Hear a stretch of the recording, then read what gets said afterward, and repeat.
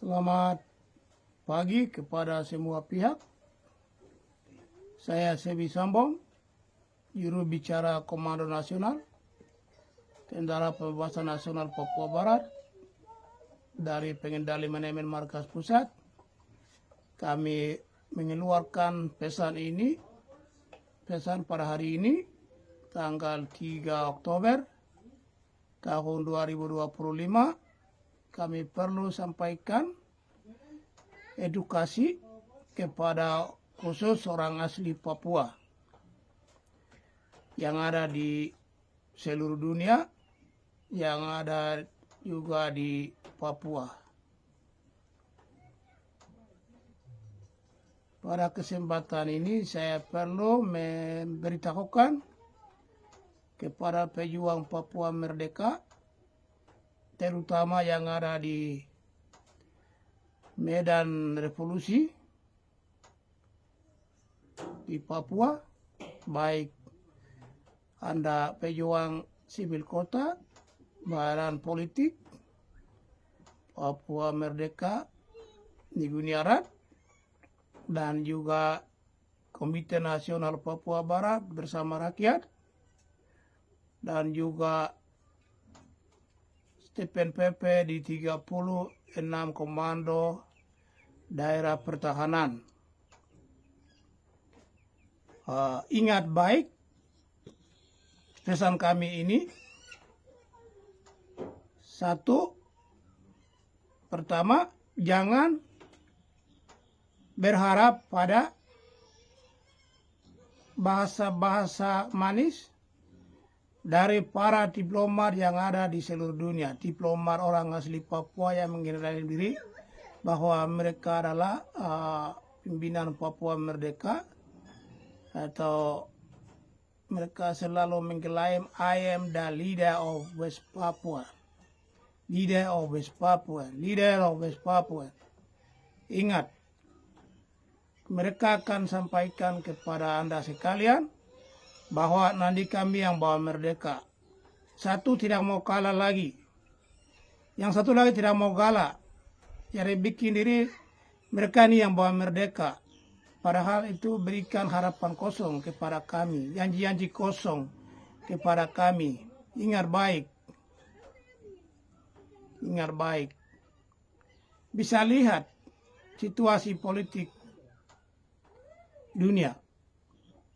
Melanesia Speaker Group, MSI, sudah lagi tidak mengangkat isu Papua di forum-forum internasional. Apa itu kesalahannya? Sudah tahu sendiri. Perpecahan ULMP dalam dua kepemimpinan, dualisme kepemimpinan. Di sini terjadi persaingan. Saya yang benar, dia yang benar. Ini membuat kebingungan masyarakat internasional, juga negara-negara anggota PBB, dan juga pejuang Papua dan rakyat Papua. Ingat baik, dalam dunia organisasi ataupun pemerintahan tidak ada dua presiden. Catat, ingat baik. Misalnya negara Republik Indonesia, Negara Kesatuan Republik Indonesia, Pak Prabowo Subianto, misalnya dia warga negara Amerika. Dari Amerika sana dia mengeluarkan pernyataan bahwa sayalah Presiden Republik Indonesia. Tidak masuk akal kah? Tidak. Sama sekali itu tidak masuk akal dan tidak ada logika sama sekali. Itu tidak ada sejarah di dunia ini yang negaranya ada dua presiden. Begitu. Cukup satu presiden. Jadi ini yang perlu dievaluasi oleh United Liberation Movement. Dan rakyat Papua mempunyai kewajiban untuk mengirit di sini. Jangan malu, jangan karena kamu punya orang jadi salah tapi harus benarkan. Itu tidak. Hormat. Kami tegas di sini.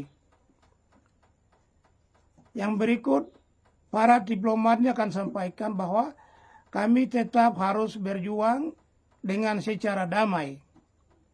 Jadi mereka bahasa yang mereka gunakan, our struggle is peaceful struggle for independence. So mereka bilang kami punya perjuangan adalah perjuangan damai dan kami tidak mau kekerasan. We not need violence. So perjuangan tanpa kekerasan, non-violent movement. Jadi non-violent movement itu bagus juga. Tapi ingat baik, catat baik. Perjuangan itu harus ada sayap militer, ada sayap diplomatik, dan sayap politik dan sipil kota. Semua ini difungsikan baru bisa merdeka bersama rakyat. Itu ingat baik. Tapi kalau tidak mau menggunakan, semua ini tidak mau fungsikan, hanya mengklaim saya diplomat hebat dan saya bisa bawa Papua merdeka. Saya bilang, maaf, itu sedang menipu kami. Jangan harap. Jadi bahasa yang bilang non-violent struggle, peaceful struggle, itu sebenarnya sedang menghibur kami supaya kami jangan berjuang untuk merdeka. Begitu. Hormat. Ini perlu kami sampaikan karena banyak orang dibingungkan. Begitu. Sekali lagi ingat baik bahwa semua negara di dunia, hampir banyak negara di dunia ini didirikan dengan melalui moncong senjata. Mulut strong. Moncong senjata. Moncong senjata lah lahirnya Perserikatan Bangsa-Bangsa. Moncong senjata lah lahirnya banyak negara yang menjadi negara anggota PBB dan mereka super power dan sekarang mengendalikan dunia dan mengorbankan orang lain seperti bangsa Papua. Ini ingat baik. Dan catat, kami tetap berjuang dan kerjasama dengan Aceh itu sangat penting untuk mengusir penjaya dari Papua dan Aceh juga. Saya selalu bilang Maluku itu kami bisa mendukung setelah Papua atau Aceh merdeka. Karena mereka orang Maluku sendiri tidak ada yang berjuang di Papua. Saya selalu tegaskan itu. Hanya tinggal di Belanda sana bicara merdeka, itu sama sekali tidak ada pengaruh. Hormat. Dan ingat baik, negara yang akan berdiri atau rakyat yang akan berdiri dengan kami, itu bukan Papua Nugini. Papua Nugini juga berdiri dengan kami, Solomon, Vanuatu juga, Melanesia. Tapi yang pasti akan mendukung kami, menyelamatkan kami juga salah satunya adalah Timor Leste. Karena mereka pernah rasakan, mereka pernah mengalami. Hampir semua pemuda-pemudi Timor Leste mendukung Papua merdeka, mahasiswa, pelajar. Itu, sekalipun pemerintah belum menyuarakan. Tapi suatu ketika pemerintah akan mendukung kami. Kami percaya itu. Dan mereka pernah mengalami, jadi mereka pasti akan mendukung kami juga. Dan Papua Nugini jangan salah.